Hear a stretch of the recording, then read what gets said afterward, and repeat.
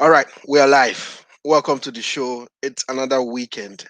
How are you all doing? I like to ask. I will always want to ask. How are you all doing? How's your week been? A lot has happened in the last 1 week. I really don't want to say how the week has been, honestly, but a lot has happened in the last 1 week, especially for me personally. I really wish I could talk about it, but hmm, that's a gist for another day. But it's an interesting show. Welcome to the Hangout series. My name is Wisdom. I realize that every week I sort of have new viewers that tune into the show every week. At least five to six new viewers that tune into the show every week, and that's sort of exciting for me. I love it so much. It means that we have sort of new persons that want to uh, uh, uh, s- keep hearing what we are doing and what we are saying, and that's interesting for me. So if you're a new viewer, welcome to the show. This is the Hangout series, and this is where the gist happen every weekend. You should book your time. Set a timer 4 o'clock between Friday, Saturday, and Sunday. I mean, one of these days we're always here to give you a show. So, welcome to the Hangout series. Today we're having a very important discussion, and don't mind me. I'm trying to pull everybody in so that we can have a good talk. Okay, so today we are having a very important discussion, and again we are focusing on education. I've taken a very important interest in talking about education for a while because I feel it is very critical, it is very important, and people need to know what is happening within that space. Okay, so something happened um, just around this week. I heard or I saw a statistics from the National Bureau of Statistics, and that says over 7,800 PhD students or PhD graduates are unemployed. That was worrisome for me, and within this COVID period, unemployment rates in fact has gone up in a very alarming rate, and that's worrisome for me too. A lot of people are losing their jobs. The economy is unstable. Businesses don't even know what's going to happen. In some businesses are trying to set in and come back together. Quite a lot is happening, really, and that's worrisome for me. And we have a lot of people that go from first degree to do second degree, and but I want to ask, why did you do your second degree program? Why did you go for a second degree? Was it because you thought you get a better job, or was it because you want to specialize on something? Why did you, from the first degree, why did you go for a second degree? I would like to get your comments. I wish we could have people call in. I'm working on that, and I promise in some few weeks we'll be able to call into this show and air our view. But as you're looking at me now, I want to ask you, why did you do your second degree? Or why are you planning to have a second degree? What's the reason behind it? So we'll try to answer all of that, and most importantly, we'll look at the challenges of higher degree holders in Nigeria. We're putting side by side opportunities versus reality. What is your reality if you're a PhD holder, if you're a master's holder, degree holder, if you're in any holder aside the BSc holder for that matter? What are the challenges that and even you that have a BSc degree, what are the opportunities for you? There are no jobs. More people are graduating every year. So how do we face this issue? And what can we do differently, or what can we take from other countries across the world, like Ghana and the Western world, and Canada, everywhere? What can we pick from them to better our education?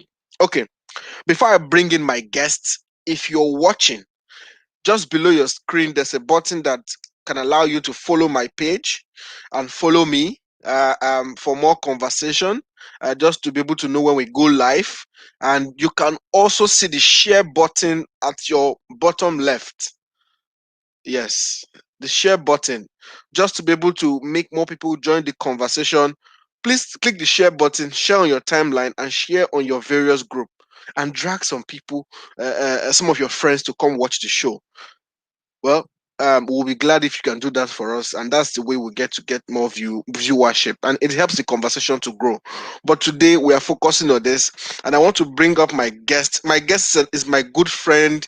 Is an amazing doctor, and is going to help us make sense of some of these things. He works with data. He's a researcher, so some of these concerns he has talked about, and he has also looked into it to share more of his opinion. And I'm happy to have him on the show. Doctor, your life now. Welcome to the show. Hello, Wisdom. Thank you very much for having me. Appreciate that. Yes, yes. Happy weekend. Happy weekend. How's your weekend going, Doc? Good, man. Good, good. Family, errands and stuff. Yeah. Someone like me too. I'm struggling with the work from home. I mean, it's been here and there. I don't just like it. How is it for you? Work from home. Yeah, it's a privilege to be able to work from home anyways, because, a True, lot of people are true, losing jobs at this time. But, true, now true. it's becoming quite difficult to balance family and work, because you don't have to Mm. work like and your baby just on your laptop trying to press out a few things. Yeah, So, that's true. yeah, That's true. and most times you have to work into the night, and it's crazy, man. It seems like there's no closing time. I kind of Exactly. force, force myself to shut my laptop at 5. I have to just do that. I have to log off. Oh, Yeah, I have to exactly. There's no closing close the time, tab but and just turn on Netflix and chill for a while. yeah. Yeah, man, that's the way it is, man. But we are grateful. We are grateful. I'm happy to hear that. All right, welcome to the show. This is the Hangout series. I know you tune in once in a while to join us. I see you. Once you join in, I see your name pop up on my screen. I'm like, okay, Doc is watching. So I'm really happy to have you on the show today. Thanks, man, for having me. All right. Appreciate that. So I always like to say, I mean, you have also been watching from our very few first episodes, and you'll see what we have been trying to do basically is to leverage on technology, Yeah. to bring issues that matter to the forefront and conversation that we can have. I mean, if we cannot have it on TV, let's have it on social media. And That's it's been a whole lot of learning for us, and a lot of people have, the calls and comments I've gotten from the episodes we've had so far, has been very encouraging, to make me to continue. That's why we're having every weekend a lot of this conversation, and I really love it. And this is why we have been doing it to basically learn, and you know some of those things we talk a lot about on social media. Let's bring people to, to speak to it, and by the grace of God we've been doing so well. Yeah, you've doing a very good job. I've actually been following the show for some time now. Mm, And these are issues that we discuss all the time. Of course, yeah. at this point we don't really have the power to implement some of these things, but Mm, we try to push it across to make sure that those that need to hear, and mm. if they have the will to do, they can also do. But we Thank you. strongly believe that at some point in time, we'll be able to get in that position that will be driving some of this change, and it's going to be an exciting time. Very important. Very important. All right. So let's dive into the conversation now. But I want my viewers to get to know you. Um you are a doctor, you're a doctorate degree holder. And Yeah. reason why I feel like, you are one of the very best persons that can speak to this conversation today. But let my viewers meet you a little. I don't want to be the one to say all the. If I start saying it now, we will not go today. So let me allow you to summarize it in a very nice way. In few words, let my viewers know who you are and what you do. Yeah, I think in the most basic term, I'm basically a problem solver. That's Okay. something I've identified, from a very young age. Okay. Iguniwari, I'm from Bayelsa State, Okay. and I studied in Bayelsa for my first degree in the Niger Delta University. So, Mm, I have a good understanding of some of those challenges in our own tertiary institutions. mm-hmm, Then I studied for my master's and PhD degrees outside as well. So I have mm-hmm, quite an understanding on how, a system could work better. And, mm, you know, I'm a mechanical engineer, by training, but mm, I've also ventured into various sectors as well, because that's when I say I'm a problem solver. I'm always interested in figuring out what's happening. If mm. something is disturbing my people, I'm interested in finding solutions to those things. So I'm in True. the environment sector. I've worked in the oil and gas sector. I've worked in the Mm, development sector. I've worked in mm, academia. So basically, I've been everywhere, and I try as much as mm, possible to make my own mm. contribution to every sector I've been in. Yeah. Wow, interesting. And yeah, I met Doctor when we were at NLNG some years ago, and he was in the HSEQ. That's health, Yeah, safety, and environment and quality control, right? Is that how they put it? yeah, HSEQ? yeah, Did I yeah, get it? yeah. Yeah. That's it. So I know it's an interesting problem solver, and that's why he's a good person for this. So today we'll be trying to look at the problems and how we can give some solution to it. So um now, in your view, from Niger Delta to going abroad for your masters and PhD, you have a good knowledge of this thing, how it works. So, but in your view, how has our educational system in Nigeria performed within the last 10 to 20 years? If you look at it vis-a-vis your exposure to other spaces or other countries and other educational system, how would you say we have performed between the last 10 to 20 years? Yeah. Okay. So I've been, a student of this educational system, within Mm, this time frame. I've also continuously had engagement with people that are employed in the system. I have very okay. close persons that are employed as lecturers. I have students in this system as well. Mm, So I would say, generally, the tertiary education system specifically, it has been largely unsatisfactory. That's what I would say. okay. And Okay. and and the reason why I would say that is because we continuously have this conversation of us dishing out unemployable graduates. And if Mm, we are going to always have that conversation, that means the education system is not doing its job, right? mm-hmm, So the gap itself is quite wide, and the main reason for that is because our curriculum itself is not industry centric, right? mm, So we have people that are teaching things that they've never done before, right?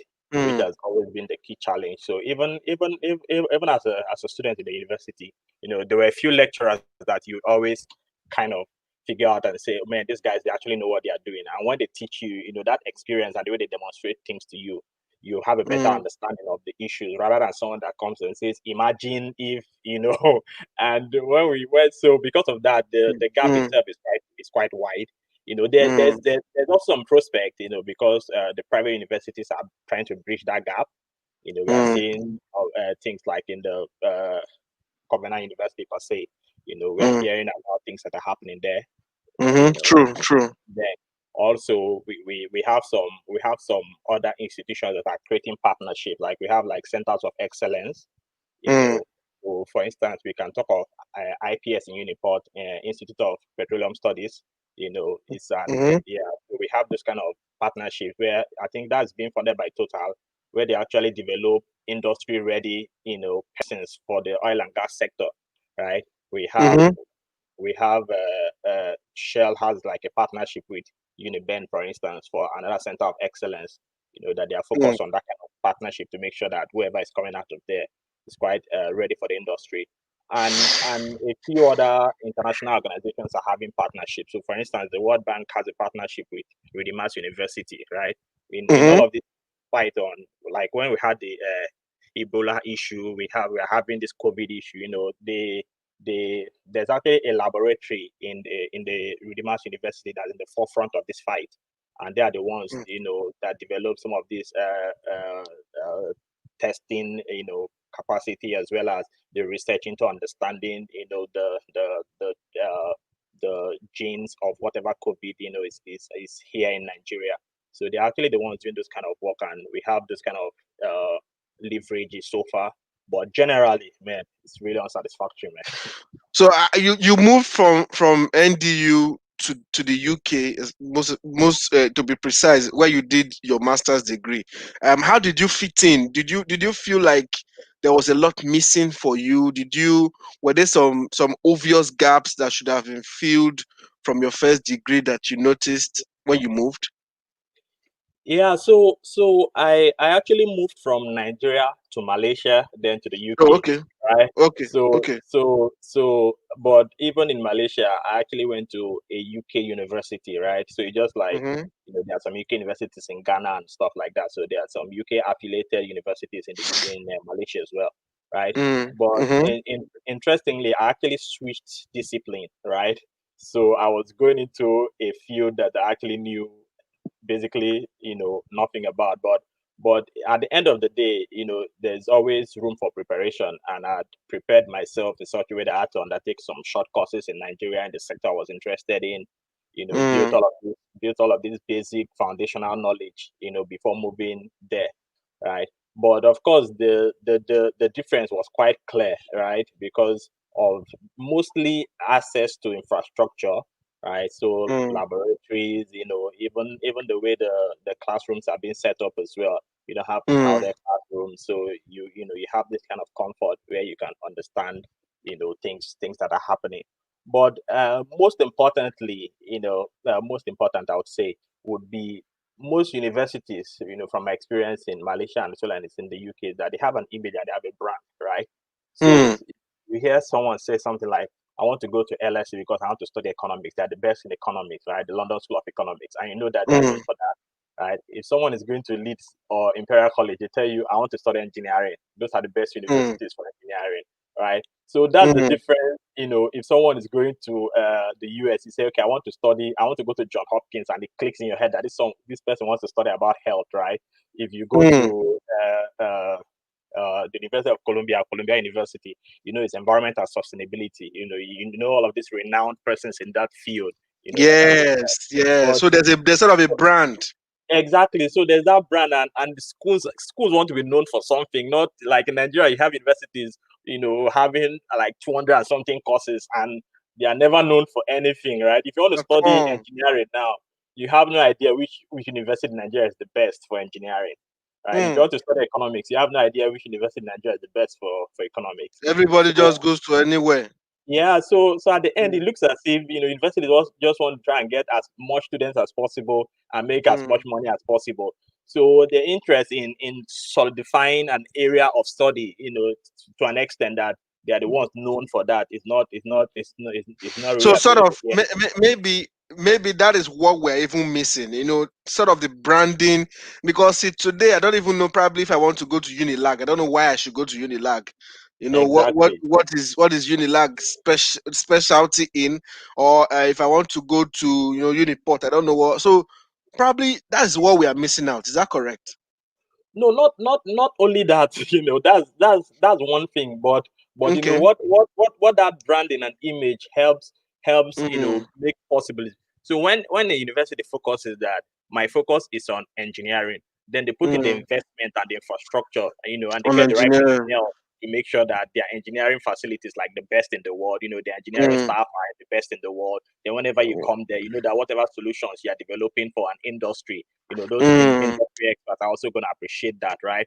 So it's not just mm, about having a name. So even if Uniport or Unilag decides to have a name, then they have to invest in that name, right? mm. If you say you're the best in medicine, for instance, right, you should be hearing of some groundbreaking surgeries happening there, and you'll be like, man, this is the place Mm, I need to go to you because know, you it's know. happening. Exactly. So Mm, those are some of the gaps that okay. I think our institutions need to start to look at. Interesting, interesting. Okay, if you're watching, viewers, welcome to the show, especially for those who are very new. This is the Hangout series, and today we are trying to talk about challenges of higher degree holders in Nigeria, sort of looking into the educational sector and know what some of the issues are. First, you can follow my page with the button at the bottom of your screen. Click it and click the notification button there to know whenever the show is live. You can able to tell, and also follow my page, and please share the videos to your timeline so that we can have more people to join the conversation. It's very important. And good news, we are streaming right now live on YouTube. So if you have friends who want to join on YouTube also, you can search for me on YouTube, Wisdom Chapp-Jumbo, and on my channel, this show is also live. Okay, Doc. Now Yeah. I want to ask you, what is the importance of pursuing a higher degree? What did you consider when you went for yours, and what do you think anybody that wants to go for a higher degree should consider? I mean, we are still struggling with the BScs, getting a job. Yeah. People are still unemployed, but we still see more people pursuing higher degree and higher education or higher qualification there. what is the motive, if I may ask? Because my worry for asking this is, according to the National Bureau of Statistics, currently Nigeria has 521,108 citizens with master's degree certificates ranging from MSc to MA to MBA. I don't want to go into the numbers of people that are unemployed from this figure I just mentioned, and the ones Yeah. that are gainfully employed. But what is the importance of going for a higher degree qualification? Yeah, so most times, most of these statistics that we see, most times they are projections. So Okay. we shouldn't just take these things the way they are. So for instance, if I ask you now, have you ever registered in any database in Nigeria that you're a BSc holder? The answer would be no.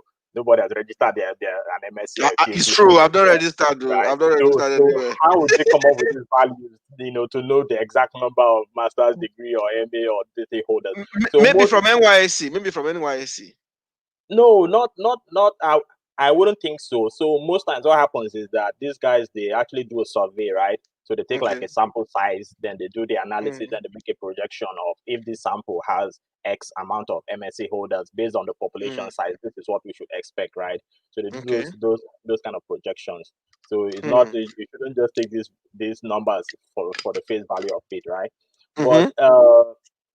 most people, actually do an advanced degree for different reasons.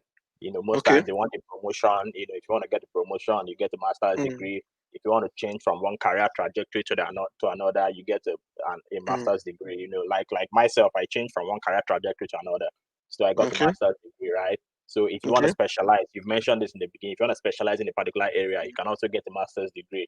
If you want to increase your chances of getting a job, right? Some people don't even have a Mm, job, right? So you can hear sometimes you see adverts and you see things like my master's degree is an added advantage, right? So some mm-hmm. people want to get that added advantage, to be able to Mm, secure a job, right? Some people just want to mm, develop skills and they want to gain new knowledge as well, right? So, mm-hmm. but interestingly, at the point where we met in LNG at the time, right? So I was Yeah. just actually fresh out of my master's degree, right? And Oh. and and moving into the HSE department at the time, right? And I've Okay. just finished my master's in environment, which actually corresponds strongly with that, right? And I've Mm-hmm. done certifications in HSE and the rest as well. So with that new knowledge that I came in with, right, I was able to Mm, even work across various departments, right? So I was working across health and safety. I was working across fire and safety, right? And I was mm-hmm. also working on occupational hygiene, right? If I had not acquired that master's degree, I would never be able to work across two departments at the same time, Mm, right? So it provided me that kind of leverage, and that new knowledge that I'd come up with based on the kind of work I'd done, and the kind of knowledge I developed during my master's to be able to work across that, right? But interesting. it's quite difficult, but everything is sector specific, right? So depending on the Mm, sector you are, some people would appreciate certification than a okay. master's degree, right? So if Mm, someone is in the HSC department, as an example, health, safety, and environment, right? If mm, someone does NEBOSH certification, right? There's level one, level two, and diploma in NEBOSH, right? If you do that mm, kind of certification in the oil and gas sector, you'll be more valued than someone that did a master's, right? In that, mm, because the master's will be more generic and the certification will be more specific and the case studies will be quite mm, to the challenges in the sector, right? mm, So it's up to any young professional to understand why they need a master's, right? And it's not just rushing to do a master's for doing a master's sake, right? Everything now has to be very strategic, because if you have a master's and you don't have the skills or the experience to, it doesn't really count for much, right? mm. Because even if someone does not have a master's degree and they have the skills or qualification, they'll beat you at any interview, right? Because you are just talking textbook and the person is talking experience and real stuff on the Yeah, ground. Yeah. exactly, So exactly. it's important to kind of try and balance this thing. Let me just give you a quick example, right? So Okay. I have a few persons that I mentor, right? And one of them, she's doing her MSc in the Netherlands, right? And as Mm. we're talking now, she's doing an internship with the United Nations Office for Outer Space applications. Sir. All right. I'm with you. Go on. Okay. So the my advice to my mentees are always try to blend these things, right? Don't just go there, do a master's and come back with a degree. Nobody cares about your degree. But if you work in this kind of organizations that are well renowned and you develop international experience, of course, you're going to be Mm. more desired than someone that just has an MSc. Mm. Mm. Mm. All right. Now you hit something that I like so much, and I want to expatiate on that a little bit, and that has to do with the talk on importance of experience versus having that higher degree.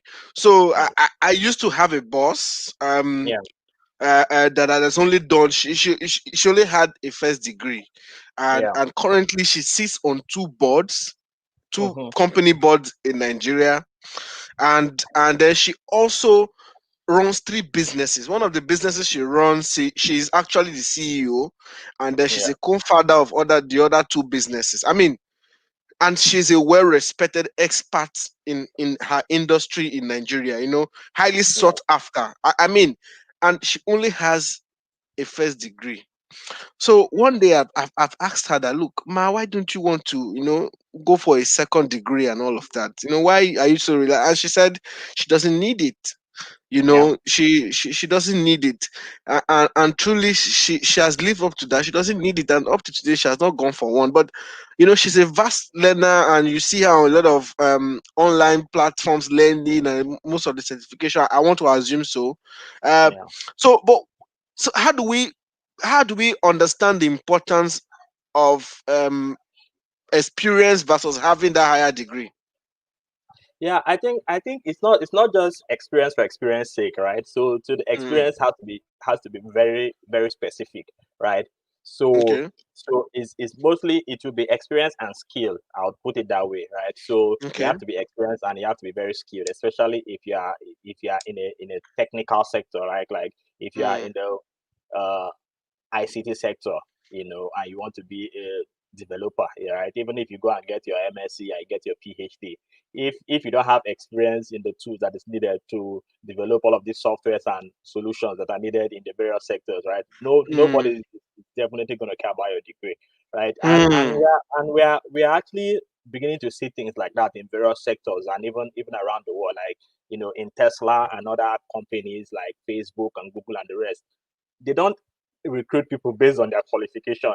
The question is, what can you do, right? Then people begin mm. to demonstrate and show them, you could have I've developed this app, I've developed this tool, I've developed this kind of tools, and they're, oh, okay, I have this skill, I have this kind of skill, and that is where the main recruitment comes in. So experience need to be tailored, right? So, for instance, we see things like maybe someone graduated with a degree in biology and they started working in the bank, right? And Mhm. let's say they have the plan in the future that they want to actually work in the environment sector, right? After spending 5 years in the bank, you come to the environment sector. Your experience is not going to be valuable, right? Because you got Hmm. your experience in the wrong sector. So if you are actually, if you want to focus, if you are interested in the sector in the future, no matter how small the pay would be or is, you should try and get experience in that sector so that you can leverage on that and also maybe an advanced degree to leapfrog, into the career trajectory that you're But interested. you know our story in Nigeria. The system does not leave you with enough choice, to want to be sector specific. That's why you see most people just, take whatever comes at hand. I've had people reach out to me, oh, wisdom, I'm looking for a job, and the next question I ask is, okay, so what kind of job are you looking at for? What can Yeah. you do? And then we come to the conversation, oh, what, anything that comes, And anything, yeah. anything. You see, so Ah, the system the system does not leave you with enough choice, to yeah. even want to try to pick. So how do we I mean, I got into my own sector, in fact, out of God's grace. Let's say Yeah, man. apart from being the fact that I was a bit deliberate, God was merciful for me to say, okay, and right now even going to another sector entirely, but still doing the same Yeah, thing I do, still using the same experience, yeah. But how do we now, these are the issues, what do you say that can help anybody? Yeah, so is in fact, this same thing you've talked about. Anytime someone tells me anything, I just take it that they're not serious, right? True, And true. and I cannot. When you say anything, there's no way I can help you because I have no idea what you want, What right? anything is. But exactly, but when like I used to have these discussions and I talk to people and I say when you are young you can make mistakes, you can take some risks, right? If you are when you're Mm, single you can take some risks, and you have to be willing to take those risks very early in your life too. And that's why mm, you have to celebrate even from secondary school to undergraduate level. You have to know exactly what you want so that from the mm, beginning, you can know what level of risks you can take and sustain, until you are able mm, to break through in the sector that you're interested in. But if you're not able to take that risk, then at an early stage, then it becomes a problem when you get older because you spend a lot of your time in a sector that is not relevant, right? Where mm, you want to go to.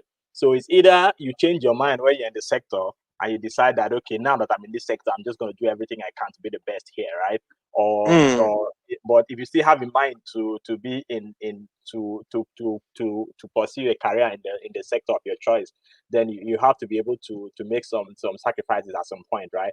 But I think apart from actually getting the job, internships has been something that's been very useful to me, and I think has been very useful to a lot of people because, like we mm, discussed earlier, our academic institutions don't prepare us for the industry. That one is a mm, is a plain fact, right? I studied mechanical engineering. I can tell you that there was no day in my university that we opened the car and even looked at the engine, right? It was until mm. I went for an internship with M Saleh that does generators, that right that I started working on stuff like that and assembling, diesel generators and beginning to understand all of those components and how things come together and work, right? But if I'd never Mm, seen those things, I would spend, so my colleagues spent 5 years studying mechanical engineering and had no understanding of how an engine works or how to hmm. put it together, right? Wahala. And for me, I understood at an early age, fortunately, right? I didn't really have a mentor per se, so most times I had to try to figure things out by myself, and of course by the grace of God, everything worked out quite well. But I understood that as an engineer I didn't really stand the chance Hmm. because Hmm. because I had not learned anything, right?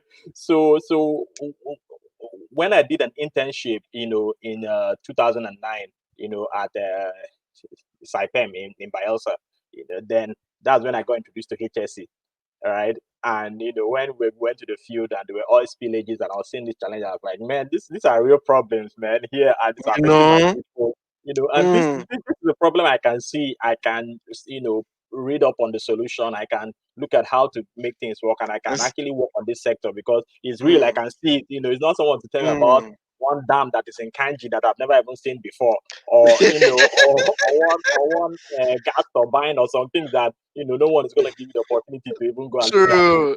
So, True. so True. when I got an understanding of some of these real issues that are face to face with me on the Mm, ground here, I mm. was like, man, this is a sector that I need to move into because this is a real problem, right? That I'm going to be able to solve, and it's affecting my You know, people. So that's how. just to add to that, I also, funny enough, I also wanted to do mechanical engineering in the same NDU. And later, later in life now, I'm now asking myself, how in God's name would I have done mechanical engineering? I mean, how would I have, how did I wanted to land in that sector? I don't know how I would have, so because I discovered probably, engineering requires a lot of maths, Yeah. and that wasn't my stronghold. So, but somehow I fell into IT, and here we are today. So I think the system itself does not help us a lot. In fact, some people just do the courses they do today because jam them and jam them into the. Exactly, right. So how many people are actually ready to sacrifice and wait until they get the cause that they are looking for, Mm, right? Just very mm, few. In fact, to add to this discussion of skill and experience over education, mm, right? An mm, interesting fact, right? Almost all of my colleagues, right? So you know how it is in Nigeria. Sometimes you keep in contact with some of your mates that are not working, some are working, right? And you Mm. find out that most people that are working actually develop other skills. Hmm. Most of my colleagues that are working, like my classmates from uni, right, actually Mm. developed other skills. They invested the time, they invested the resources, and developed skills that went beyond what we learned in class. And most That people that are that was a struggling trick that are still worked for doing me that. too. Exactly, and That was I started working from 200 level, so that was a trick that worked for me, and everything I learned throughout those uni days, work in the morning, go to school in the evening in Ghana, then yeah, was what I used to get my first job after school. So the experience I'd gathered, after school was what convinced my employer at the interview at that time to say, okay, let's give him a chance. I mean, he has done a few things on this, so that was the trick that worked for me, and I keep giving that advice a lot till today. Try and do something else while you're in school, and you don't know, that might just be the magic for you. yeah, Okay, yeah. Doc. So just recently we heard or we saw that over 17,800 PhD graduates are unemployed in Nigeria, a Mm, very alarming figure. And I read this on Twitter and I saw it on LinkedIn. It goes down to the National Bureau of Statistics data. Especially within the COVID period, and but it's quite alarming, and this figure is very disturbing. What are some of the issues? Should having a PhD not be an insurance to be guaranteed to be gainfully employed? Is it not? If I have a PhD or if I'm doing a PhD, am I not supposed to, one way or the other? I sure say work day, anyhow. But it looks like it's not what is playing out. What do you yeah, think, Doc? With this figure? it's a very complex situation, right? So Okay, like having a PhD is not an insurance that you're gonna get a job, right? You okay. know, and there are various things that add to that complexity, And Mm. first, it depends on where you get your PhD, right? Second, Mm-hmm. it depends on what you are working on. So basically, for a PhD, you just pick one topic and you spend 3 to 4 years or 5 years working on it, right? And if you Mm-hmm. pick a topic that is not relevant to the real world, at the end of the day, right, you get stuck with a PhD that is not relevant to anybody. Imagine, Right? But at imagine. the end of the day, one thing that is also critical that people fail to understand, and even most people going into PhDs, PhD is a job. Hmm. It's not just a study. For You are not PhD just itself is a job. yeah, PhD itself is work, right? PhD is Oh. work experience. So if you're even applying to some jobs in some international organizations, they tell you that Mm. PhD is an equivalent of 3 to 5 years of work experience, right? Wow. Yeah, Hmm. most people don't understand this. So they treat PhD are just a study where they just develop a thesis, and at the end of the day, once they submit their thesis, they get a degree, and because of that, they're going to get a job. No, Hmm. it's the whole package, and a key term that always comes up, when even when you go for interviews as a PhD, they ask you what transferable skills do you have. So basically, what skills did you develop while you're doing your PhD that is relevant to the sector or other sectors, right? So Hmm. and if you've not developed any transferable skills that are relevant to other sectors, you just end up with a degree and you have no skill or no experience at all to be able to get a job, right? Hmm. And it becomes very complex from there. So most people that actually study abroad, actually get this right because most people are linked up to research groups. That's what it's called. So if you're part of a Hmm. research group, then you're developing a research, that has been reviewed, by the group and is relevant to solving real life problems, right? Do they But get paid? Do they get paid? yeah, if you're on scholarship, you get paid. If you're just doing on your own, But most people that do PhD don't fund it by themselves, man, because it's very expensive, especially if you're Hmm. doing that abroad. It's very expensive, right? But let you into a, a little secret of how I navigated my own PhD and turned it into a work experience that has been very useful to me. So before I started my PhD, I registered a company, right? And Mm-hmm. and my idea was that every research I develop as part of my PhD would be a contribution that my company has made, right? So I Hmm. now use that to build a portfolio of different activities that I've developed since I'm the head consultant of the company, right? So I use that to develop a portfolio, right? Hmm. Then secondly, during my PhD, I actually worked in three different sectors during my PhD. So I was doing my PhD and I was working as an associate lecturer, right? Teaching, Hmm. giving tutorials and the rest, and that counted as like 2.5 years of experience while I was still doing my PhD, right? While I was doing my Hmm. PhD, I got a research internship with Shell for like a year. I was in my PhD. I came to Nigeria, spent a year developing research, contributing to whatever activities they're doing there, get data, support my research. I was still doing my PhD, right? Then Hmm. I got a fellowship also, with the World Bank, yeah, and I used that also and contributed to like 1 year of work experience as well. So within a 4 year period, I developed, in fact, more than 4 years of work experience working across various sectors. So by the time I was done with my PhD, I didn't just have a thesis or a certificate to show that I have a PhD. I had concrete work experience as well to show how I could contribute to various sectors. Hmm. Hmm. Hmm. Interesting. So I feel this is what a lot of people are missing in the whole idea because over 17,000, it is alarming. But in Nigeria, is it that we don't do the same thing, or what is missing for us? Right, for some of these doctorate degree holders, and why unemployment is high, especially for them, is there something that is missing in Nigeria specifically? No, I wouldn't say something is missing, but the recruitment ecosystem is quite hostile to PhD holders as well. And I can tell Mm, you this is mm. personal experience, right? I've had experiences where I went for recruitment and the HR were asking me, with your PhD, would you be willing to work under someone that has a BSc? I'm like, man, how is that relevant to the job? I'm just here to do my job, right? So so so Mm. so most people feel threatened, and they feel, with a PhD, this guy's just gonna come here, man, and just take over everything. And even maybe your supervisors or some technical staff that are also part of the interview process may just look at your CV and they're like, man, this guy, we don't need this I guy mean, here because this guy is a threat to we us. can't pay this guy. We can't pay this guy. Sometimes they give you those kind of things as well, and they tell you, no, we can't afford you, with the PhD, we can't afford you. But at the end, it's all lies, man, because a Hmm. lot of people feel threatened by PhD holders.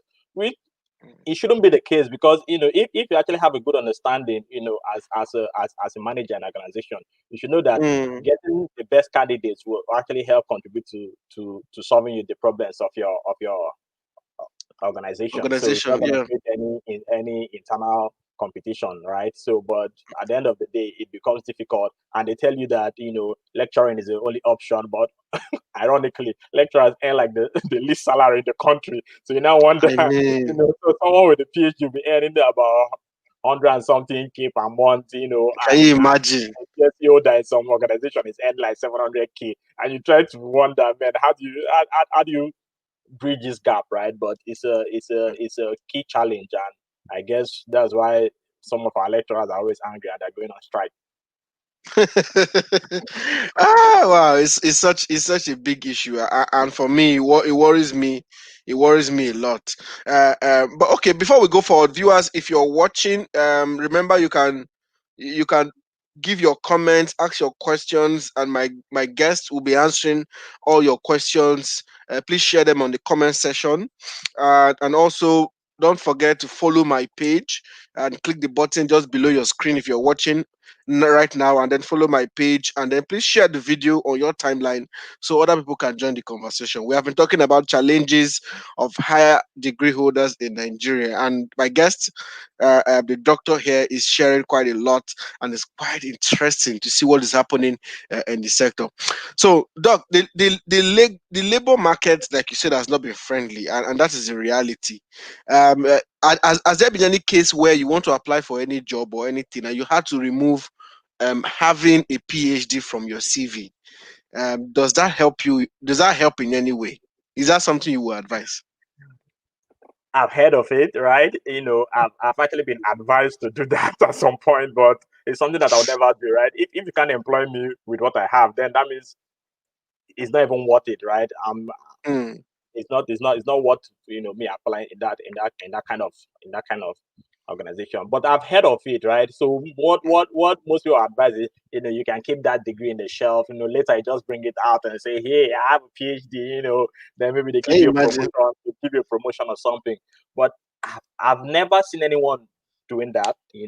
But I've heard and I've been advised by someone to do it before. But it's something I'm never gonna do. I don't know if it. But like, okay, yes. So they've actually been one experience that a friend of mine told me that he was applying for a Mm, job, but he doesn't have a PhD, but he has two masters, mm, one in Nigeria and one abroad. But he actually removed his masters, his two masters degrees, and just said he has a BSc, right? And just mm. was called for an interview. And I think during the interview, the HR team, HR was telling him, "You don't look like who has only BSc. Like you have." On that degree, the guy was like, I don't have any other degree, just give me the job. Why are you why are you questioning the degrees that you're not seeing? Just focus on the one you can see, right? At the end, I don't know whether I got the job or not, anyways. But yeah, Wow. it could be that frustrating, for people, and they have to even Mm, downgrade their qualifications to be able wow. to get jobs. Yeah, but it's the time we are living in, and of course, we just take unprecedented measures. Interesting, interesting. I pray God I won't be downgrading myself or my No, never. degree for any job. God knows. God knows.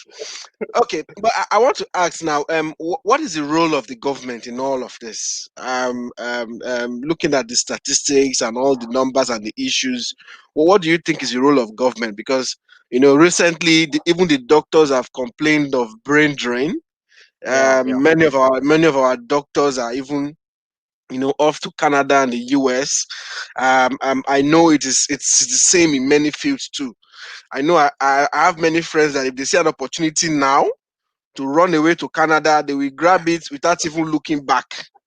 You know, and we keep losing our best hands yeah, to other countries across all sectors. I don't want to say the number of doctors that are currently in the US. It's a conversation for another day.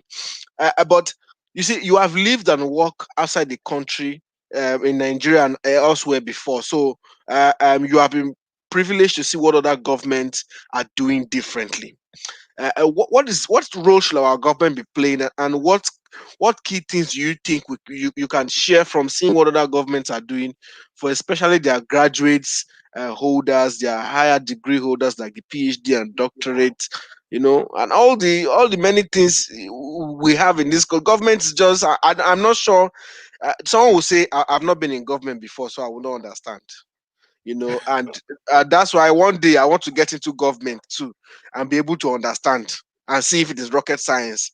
But really, what role should government be playing in all of this? yeah. Man, this brain drain situation is crazy, man. Because I know so many people. In fact, I know someone that's living next week, Seb, right? Even in this pandemic, man, the guy's on the move. Doesn't care. It's out. you know, Even when the pandemic was at its highest, I know a few people that left also, right? They didn't really care. Mm, They just want to go out there, right?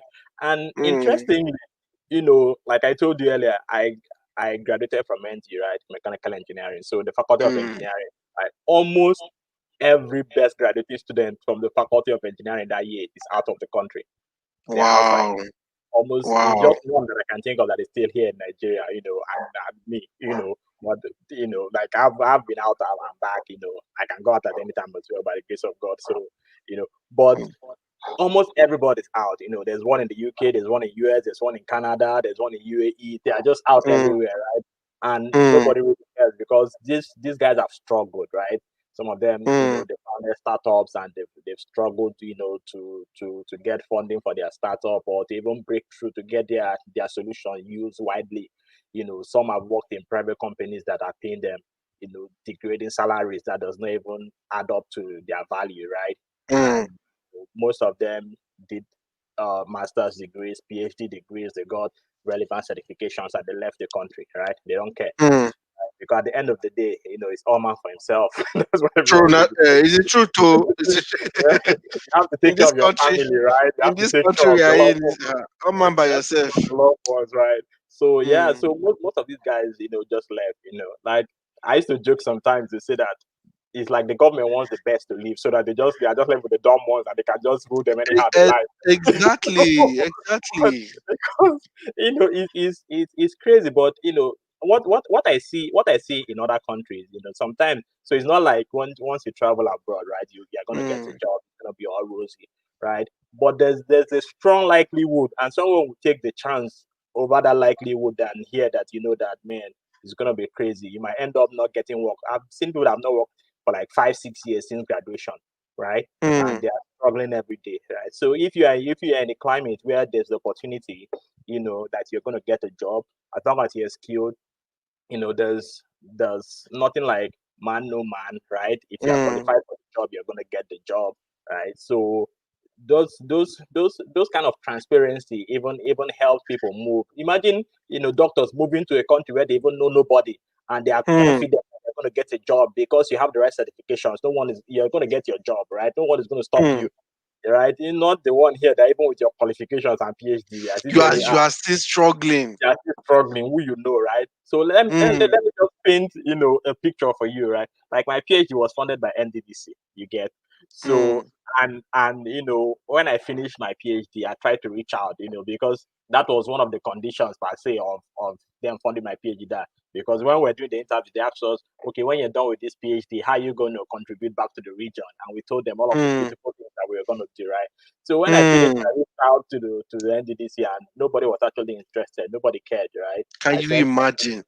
I sent them an email like, oh, you know what? Let me just come present my thesis so you guys see what. At least you funded these things. You guys just see You see? some of the solutions, that I came up with, because I actually made sure that I worked on a problem that is relevant to the region, so that we can help solve some of these issues of flooding, for instance, that is a major Mm, challenge, mm, in the Niger Delta. We can recall 2012, we can recall 2018, 2019, even recently, itself, there's still flooding in the region, right? mm. But nobody cared, right? And this has been a recurring thing, right? Because most people will be funded and they're going to go out. Most of them just get jobs wherever they are and they're gone. They're not coming back again. And now all of Mm. the investment, imagine all of the billions or millions of dollars that have been invested in PhD, students, and they just go to a different country and they just stay there because they know that, man, the guy that funded him They will doesn't not be even. useful. They will not be useful to their country because the country does not see the importance of them. Exactly. They'll not even get It's jobs sad. when they come back. So why would you come back to a country when you're not going to get jobs, right? When you're I not going to get get that. a job. So most of them decide to stay back, and then other countries begin to reap the benefit of all of these investments, Sad, that the country has sad. made. And I was thinking to myself, imagine a scenario whereby NDDC decides to set up research institutions in every university, right? There's like a Mm, scenario where you can go to university and say, okay, I want to set up a research institution on environment. mm, I want to set up on gas flaring. I want to set up on renewable energy, right? Then you bring in mm. all of these PhD guys that you funded and say, you know what, I need you guys to sit down here and develop solutions for our region. These were the kind of things that happened in South Korea, right? And they brought in all of their best brains, when they Mm. were from a developing country to a developed country. They brought in their best brains and told them, man, give us ideas, tell us what we can do, right? And once you give us these ideas, the only thing that these brains asked for was make sure you implement it. We don't want to waste our time here, right? They gave them all of the ideas and they implemented it. And today, South Korea is one of the, you know, uh, most innovative countries in the world, right? And we Mm. here, we are in a country where we have some of the best brains in the world. There's no sector you're going to call that we don't have, in Nigeria that is breaking grounds, right? We You can can talk of, imagine. our very popular Ngozi Okonjo-Iweala that is breaking grounds from post to pillar everywhere around the world, right? And imagine even some people even try to bring down her image while she was in Nigeria, try to even contribute to the That's the government. reason why most of them don't even want to come back. Exactly. Because Nigeria can just break you. But you see, it speaks to why some of these institutions were set up in the first place, like NDDC. Yeah. Just imagine that, they bring all of these PhD guys, everybody would have solved a lot of problems in the region and would have, gone far in many of the issues. But instead they eat the money, and when we ask them, how did you spend the money, they start to faint. So it is quite that, that, it is quite yeah, disturbing. It is quite disturbing. But this is yeah. this is a role that I think really government can focus on. I have a comment here from Stephen Granville. He Okay. said, I totally agree with your guest. Internship is key. Though they call it apprenticeship in the UK, and that has helped close the unemployment gap here. I worked with youths here in the UK who did not go to university but only did apprenticeship via college, where they spend 1 day a week in class and 4 days on site for 3 years, and at the end have an NVQ, Mm-hmm, and that's a mm-hmm. national vocational qualification that Yeah. is more valuable than having a certificate. We need to counsel the young people before they go into university, and this is because most of I didn't see the rest of that comment. I didn't see the rest of that comment. Okay, but I think I understand. I also did an NVQ. I did that with City and Guilds of London. Yeah, yeah. I Uh, remember. I remember when you did that. yeah, and that was a courtesy Bonny Vocational Center Mm-hmm, through mm-hmm, mm-hmm. Nigeria LNG, and I mean Yeah. that was what changed my whole perception about even going to do a degree in the first place. Yeah. And that about 1 year I spent in the training program at Nigeria LNG offered me a lot of opportunities, and that is just Mm-hmm, what boosted my ginger and what opened my eyes to see even what I could do in my degree program, mm-hmm. and I think that's very helpful. That's very helpful. So before I Yeah, let you, we okay. Let me allow you to finish. yeah. I just wanted to add to the. So there's actually a difference between apprenticeship and internship, right? Okay. So apprenticeship is just like you talked about. You're spending more time, learning how to do the job, right? Mm, Then an internship is you are already studying, then you go and spend some time to learn how to do the job in the industry or just to learn how the industry works. So at the end mm, of the day, an internship is an addition to your degree, right? You get the experience mm, of the degree, but an apprenticeship, is you learn, then you become actually a technician, right? So mm. we used to have this argument about a polytechnic and university and all those kind of things, True. right? So True. when you are going through a vocational study, it's kind of hands on, right? So you learn Mm-hmm. uh, electrical stuff, you learn mechanical stuff, carpentry or welding or whatever sort of skill that you need to have. And now these guys are actually the essential workers that we're talking about during this coronavirus, right? Because they are the guys that continue to provide solutions when everybody else is in their house. Because if your plumbing or your electricity breaks down while you're in the house, man, you need the essential Mm. workers. Anyways, so okay, so I said we need to counsel the young people before they go into university. This is because most of them go into the university studying what they are not passionate about, all because they want a certificate. They need there need to be a shift from the usual focus from having certificate to building a core competence in solving real problems. Stephen, I think you have been in the UK for a long time, so you don't know what is happening. It is not corresponding with our reality in Nigeria. And a lot of young people struggle because of that. But I have two questions before I let you go. We're about to wrap up Okay. on the show. Yeah. How has COVID-19 affected the educational sector in your view? And Yeah. what should we be worried about for the future post COVID-19? Just in 1 to 2 minutes before I take the last question. Yeah, I think Ebenezer, your host, you had, the last two episodes or so actually talked about this quite Mm, extensively, right? yeah. We talked about some of the issues that we're having with the infrastructure gap, power, the cost of internet to be able to even have e-learning, that will Mm, help people continue to learn even during this COVID, right? So we have this mm, gap that we have to feel that, we as individuals, we can't really do much about it, but government policies, and government investment in infrastructure will help bridge that gap. But mm, for me specifically, right, this COVID is an ugly reminder of how connected we are, right? mm, Globalization. It now shows that even if you're a student, right? Even if I think this advice is quite relevant to students out there. Even if you're a student, we know that the curriculum in Nigeria is not robust enough, right? You cannot compete in mm, the outside world with that curriculum.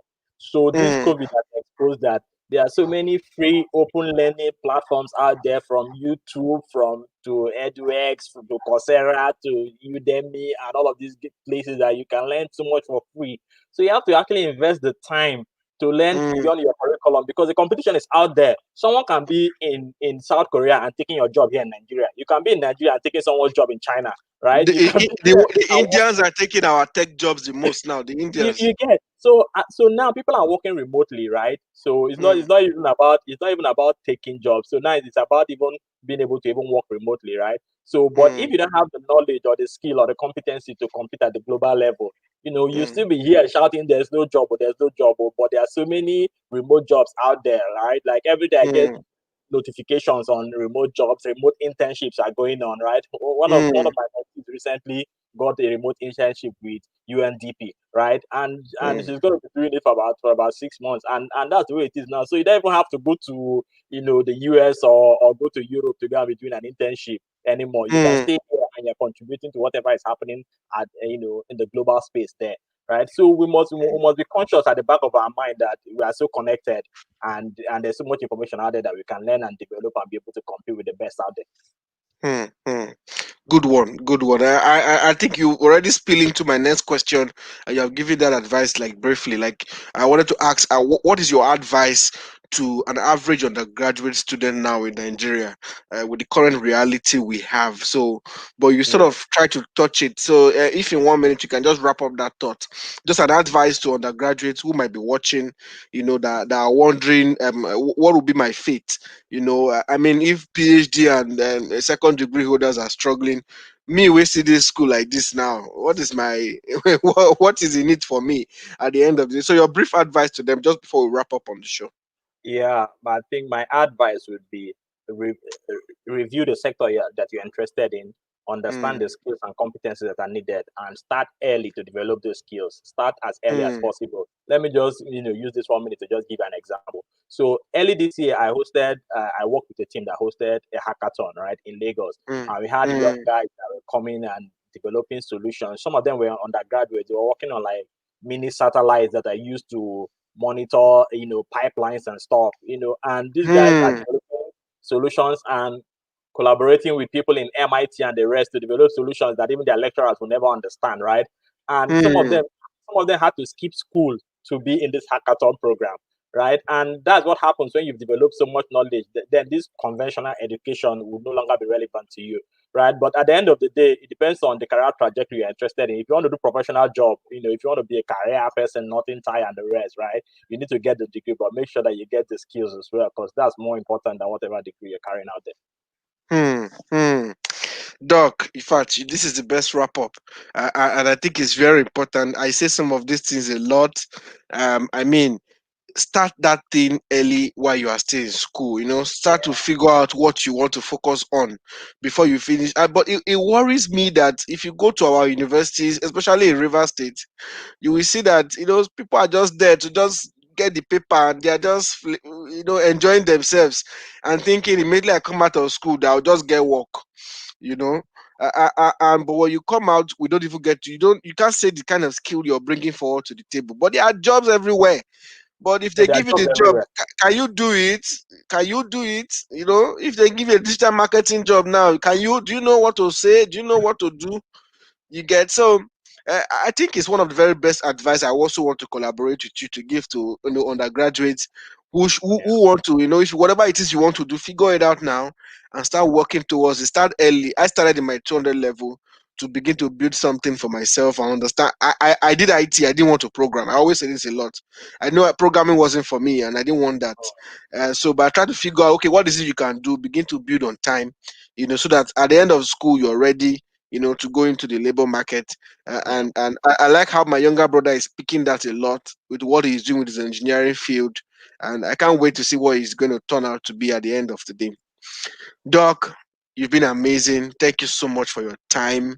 Very super conversation we've had now, and I really must appreciate you for the time for coming on the show. Thank you, thank you, thank you so much. Thank Thank you you. very much for having me, man. Appreciate it. Yeah, yeah, man. Thanks a lot. All right. Yeah. Cheers. Cheers. Oh, all right. I like when I have some of these kind of conversations. It is super, super for me because it is highly intellectually stimulating.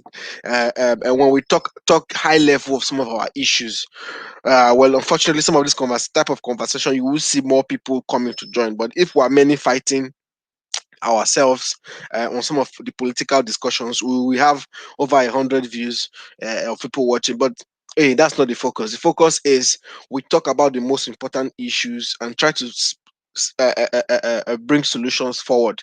I'm sure anybody that's been watching this particular show from the beginning to this point must have picked something for himself, to prepare himself, for whatever they are up to, especially if you're an undergraduate. How do you prepare yourself for the labor market? COVID-19 has changed the dynamics of everything. That degree you're currently studying, I'm sure by the time you are done in 2 years, it might just be irrelevant, because we're already in a space where we already have models that are not favorable, that are not globally responsive and robust. So by the end of that degree, I'm sure that degree you're studying in Nigeria, any university in Nigeria, might not be useful again. But how can you fit in, into that sector you want to go? What has been the disruption that COVID has brought to it, and what is disruption that the future of work is also going to bring to it? Begin to learn it and know the skills you are going to bring forward. I say this thing. I said this thing jokingly, and I said that if you are still hoping to do jobs like admin officer, clerk, or secretary, and all of that, I'm sorry. By the end of COVID or even this COVID period, you might not have a job waiting for you. So clerical duties, we're all working from home. So most companies are not even open. So people are working remotely, and we might not need an administrator or a clerk again. Everything will be working by itself. So you have to begin to think strategically what can work for you. This is the Hangout series. Tomorrow, Sunday, I'm back again for another very important conversation. We are going to the ones you guys like, and this time around we are going to be speaking extensively, on how can we build River State beyond COVID. So join me tomorrow at same time, 4 p.m. Stephen. Oh, Stephen, you're asking the name of my guest. The name of my guest is Dr. Iguniwari Eku I mean, why? I don't know how to pronounce the last name, but you can find him on LinkedIn. You can see his name on my page. So follow my page if you want to see his name. It's on my page. You can follow him and you can find him. He's also on LinkedIn, and I'm sure you will interested to reach out to him to share. You guys are the doctorates, and you can share a lot of things in common. So thank you, guys. Join me tomorrow, 4 p.m. We're talking about River State beyond COVID, an interesting conversation. I have a powerful guest tomorrow to help us break down how can we build better and recover better for better River State beyond COVID. So tomorrow 4 p.m. join me. My name is Wisdom, and this is the Hangout series. And thank you so much for staying with me for the last 1 hour. Tomorrow 4 p.m. See you. Have a nice